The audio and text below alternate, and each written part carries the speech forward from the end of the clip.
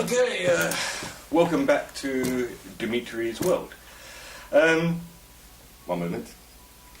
Nettle tea. I know some of you might be thinking, yee, but it's very good for you. Good cleanser, good for the men, good for the prostate gland. Remember that. Anyway, what was I going to discuss? Well, today is actually going to be a hard one, and some of you might not like what I'm going to say, but before I do, I'm going to reiterate that I am not a racist of any shape, form or manner, or a chauvinist. Not that that's coming into this conversation. I can be culturally racist, which isn't against skin, creed or anything like that, or colour, things about different cultures I don't like. Now, what got me to this conversation today? I started thinking, and there's many other reasons other than the one I'm discussing today. I started thinking about why people are becoming so angry, why there's so much, violence is on the increase in this country, stabbings, people are less polite, ill-mannered, very quick to get angry over nothing, just simple things like you can stand or in a car, sit in a car at a junction, waiting to pull out, and nobody will stop. And back in the old days, one or two would have passed, but the majority would have let you out. And it's almost as though people don't even think about it these days. And there's many aspects, youth culture, I'm not saying that everything is bad, so before any of you jump on that bandwagon, I'm not saying everything is bad, but I kind of started thinking, why? Why is it so angry? Why are people so impolite or in their own bubbles, apart from technology and all those other reasons? And that got me thinking about culture and immigration and stuff like that. And I'm not anti-immigration either. One of the things I do get sick of hearing in this country, though, is we're a tolerant country, therefore we have to give up everything, and I'm proud to be. I'm half Greek and half English. So before anybody goes on that one either, I'm proud of the Greek civilization. The Greeks' kind of modern civilization is based upon Greek culture that was reinvented by the Romans, and hey voila, politics, mathematics, architecture, art, philosophy, mathematics, even though some of that goes back to the Sumerians and Egyptians. However, and then of course there's the British had and this is where it's going to get, some of you are going to go a bit funny with this. The British had the largest empire ever. And this small island, or big island. But I'm not proud of that aspect of it. But I might go there a little dangerously again in a minute. I'm going to chop and change like I always do. I went to a party once, and this black man at the party, not a racist comment. It could have been Chinese, but it just happened, or white man, or whatever. But he got up and started ranting on about the British Empire and slavery. And I thought, geez, it's gone. Yes, women have to fight for certain things still, as do ethnic minorities. But that part of history is gone, and you can't keep looking back at it. Learn the lessons from it, yes, but if you're going to keep doing that, you might as well make the Turks pay for the Ottoman Empire, the Italians for the Roman Empire, the French for the coming over here with Normans, and you have to let go. Slavery is probably bigger now than it's ever been. I don't know if you saw my posting on Facebook, any of you, regarding slavery in Syria, and it comes from that continent. Doesn't make it, what anybody else in any other country done right. But anyway, going back to manners and stuff like that. And one of the things going to regards to the British Empire that I liked, and you'll know this from obviously loving Charles Dickens and stuff like that, is the British did give the world from the Victorian era. Not everything good, so please don't go there. But civility, etiquette, manners, etc. My wife always tells me I say etc. or whatever. So, and that's a part of England I'm proud of. My English side of the family, my mother, my grandparents, they're all gone now. If you ever look up Frida Hurt, she was my great aunt, and she wrote, I think about 70 odd books. She wrote about most famous ones are Mr. Twink, the detective cat. So look it up. Anyway, when I grew, it's not just from them, but from then, I learnt about manners, civility, etiquette, and how you treat other people, and just how to hold yourself in public. Not have an ego, and not be rude, or when you ask for a menu, please may I have the menu. Silly things like that. But it isn't just then. It's, people keep saying, "Oh, you're just looking back to the past," and I'm going to keep saying, I am interested in history. I like history throughout history, so I'm not being nostalgic to my time or any other time. I've lived since the 60s, so don't give me, you don't know, you're just being nostalgic, or or whatever. I've lived through these eras, so I know the change in eras. So don't say to me I'm being otherwise. It has changed. And now going back to immigration, one of the things that the Victorians gave us, and one of the things about different cultures coming, any country, but coming into this country, for example, is, doesn't mean we're better, by the way, doesn't mean we're better, it's just that's the culture. But we adopt their culture, and we're not allowed to, it's almost like being English, from the politician's point of view, becomes, you should be ashamed of it. We're a Christian culture, it doesn't mean I'm a Christian. But it's, why, it's the manners. It's almost like, it's like you can't have a cross, some places you can't even wear a cross to work because you don't want to upset the ethnic minority, or the immigrants, or the Muslims, or or whatever, It's this is this country, If you come to this country, if I go to your country, I will adopt your ways, and I will be, I don't mind, won't necessarily, if I went to live in Saudi Arabia, become a Muslim, but I would certainly abide by the laws of that country. It isn't just because of soaking up other cultures. I get that, but I am proud of that aspect. Here's the thing, and a lot of you aren't going to like this either. But nonetheless, it happened, and you have to listen to the people that said this. It made me think.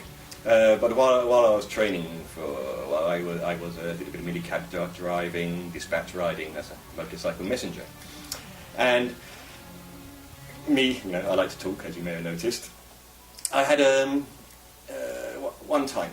Now, if I was to ask an Indian born and bred in this country, I'd get a different answer. But here's where I'm going. I had an Indian. An elderly Indian chap in the back of the cab, and I was taking him to the airport. And I thought, I'm going to ask him about the British Empire, expecting to get a right earful. And he said, oh no, Indian people, but he said, oh no. He said, it was better, when the British Empire was there, although they took a lot of our trade, our cotton industry, and brought it over here, for example. And I'm not saying, of course, a lot of bad things were done as well. I know that. And I'm not saying you're better under British rule. I'm just saying there's a good side to every empire, as well as a bad side. Nobody, for example, when the Romans came over here, wanted Romans to leave, because it was absolutely chaos when they left. So there was a pro side to it as well. So I thought, it's just because he's being nostalgic, or he must have been a wealthy person back in that era. Not that, Then I thought. Then I had at another time. I had a young, 18-year-old Indian chap, and he was going back to India and to university. I asked him the same question and got the same answer. And again, I asked a kind of a middle-aged chap, and all three times I got the same answer. And of course, these are just three people out of millions. But I also asked a Jamaican. I was on the roll. So I asked a Jamaican lady, she said the exact same thing. She said when the British were here, they brought in money, and when they left, so there's a good side to it and a bad side to it. You left it in a mess. I get that. And an Egyptian chap said the same thing. He said, it was something like, I can't remember it exactly, but we had water and it was peaceful and there was law and order. No country has the right to dominate another country. I get that, and I know that. What I'm trying to point out here, is that the Victorian era gave something. Apart from industry, many inventions, it gave, this island gave a lot to the world, before the Victorian age and the British Empire, I'd like to add. So I'm proud of that side, but I'm also ashamed of where Britain has gone. It really has. For those of you that aren't here, it really has lost its way. And people will go to me, oh yeah, but we're technologically advanced. We can do. I don't know why I'm talking Cockney, but they would say, technology. We've got hospitals. We can do this and do that, and yeah, it's very true. But humans towards each other are behaving abhorrently now. And I had a Russian, and no, I'm not having a go at you Russians either, but a Russian did say to me, he said, oh, you English, you are so polite, and you're so weak. And I'm like, no, that's a strength, mate. There's no, being polite, it's just manners. We actually get on very well now. He lives in Russia, and we correspond with each other. Very nice guy.